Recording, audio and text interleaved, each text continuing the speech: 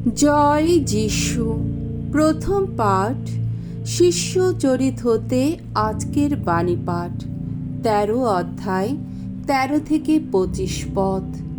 পিসিদিয়া প্রদেশের আন্তিওখ নগরে পলের বাণী প্রচার। পল ও তার সঙ্গীরা এবার পাফস থেকে জলপথে যাত্রা করে পামফিলিয়া প্রদেশের পেরগা নগরে এসে উপস্থিত হলেন। এইখানে যোহন তাদের ছেড়ে জেরুসালেমে ফিরে গেলেন। তারা কিন্তু পেরগা থেকে আরও এগিয়ে গিয়ে পিসিদিয়া প্রদেশের আন্তিওখ নগরে এসে পৌঁছলেন। বিশ্রাম বারে তারা সমাজগৃহে গেলেন এবং সেখানে বসলেন। মসির বিধান ও প্রবক্তাদের বাণী পাঠের পর সমাজগৃহের অধ্যক্ষেরা তাদের বলে পাঠালেন, ভাই, আপনারা যদি সমবেত লোকদের কোনো উপদেশ বাণী শোনাতে চান তাহলে আপনারা এসে বলুন। তখন পল দাঁড়িয়ে উঠে তাদের ইশারায় সকলকে তার কথা শুনবার অনুরোধ জানিয়ে বললেন, ইসরায়েলের মানুষেরা এবং এখানকার ঈশ্বর সম্ভ্রমী মানুষেরা, আপনারা সকলেই শুনুন। এই ইসরায়েল জাতির ঈশ্বর আমাদের পিতৃপুরুষদের মনোনীত করেছিলেন। তারা যখন মিশর দেশে প্রবাসী ছিল তখন তাদের নিয়ে তিনি এক মহাজাতি গড়ে তুলেছিলেন।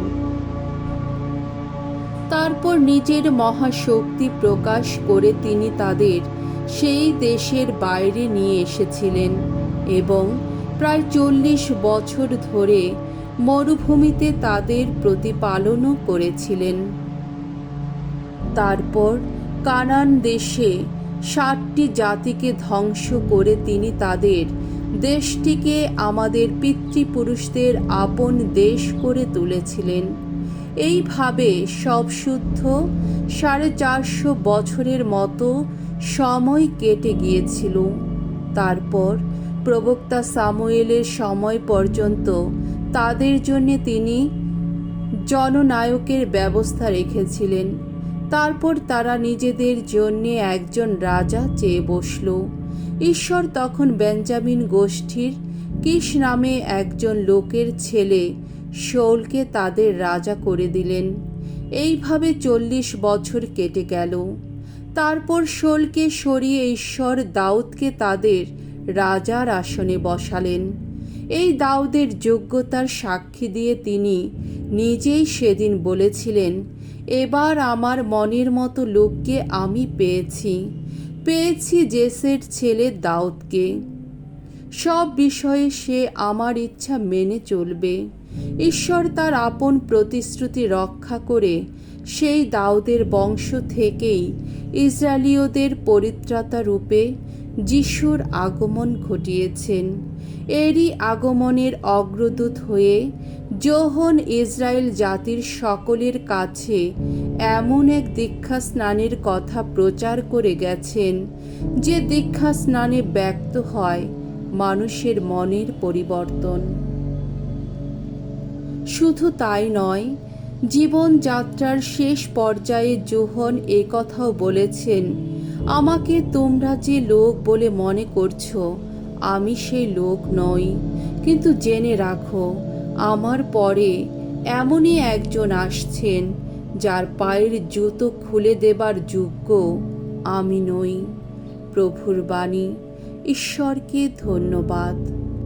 সাম সঙ্গীত ৮৯ অধ্যায় ১ থেকে ২ পদ, ২০ থেকে ২১ পদ, ২৪ পদ এবং ২৬ পদ।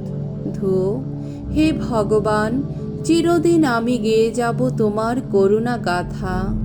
ওগো ভগবান, তোমার করুণা গাথা চিরদিন গেয়ে যাব আমি।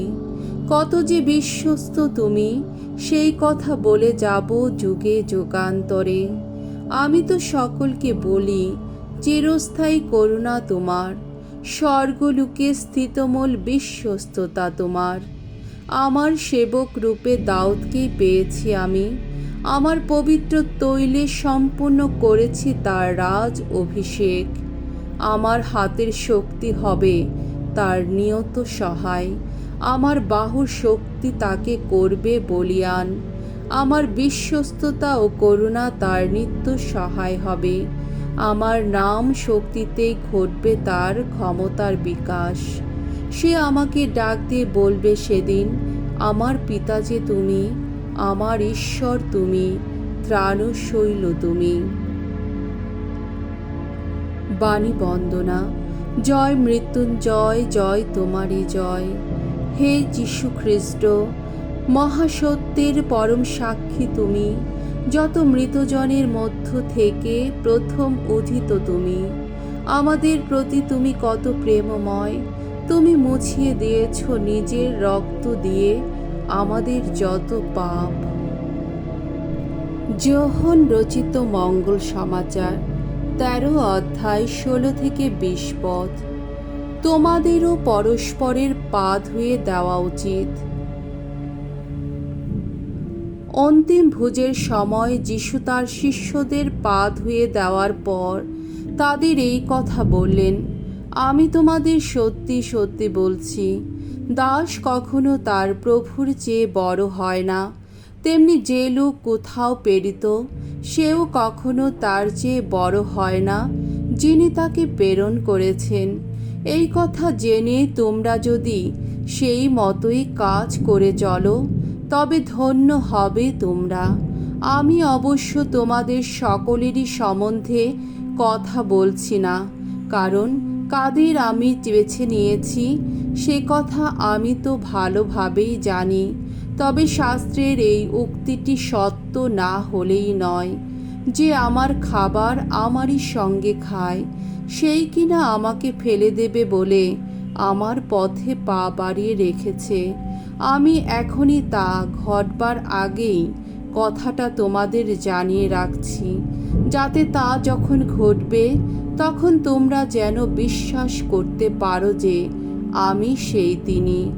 আমি তোমাদের সত্যি সত্যি বলছি, আমি যাকে দূত হিসাবে প্রেরণ করি, যে তাকে গ্রহণ করে সে আমাকেই গ্রহণ করে, আর যে আমাকে গ্রহণ করে সে তাকেই গ্রহণ করে যিনি আমাকে এখানে পাঠিয়েছেন। প্রভুর মঙ্গলময় বাণী। খ্রিস্ট প্রভু তোমার প্রশংসা হোক।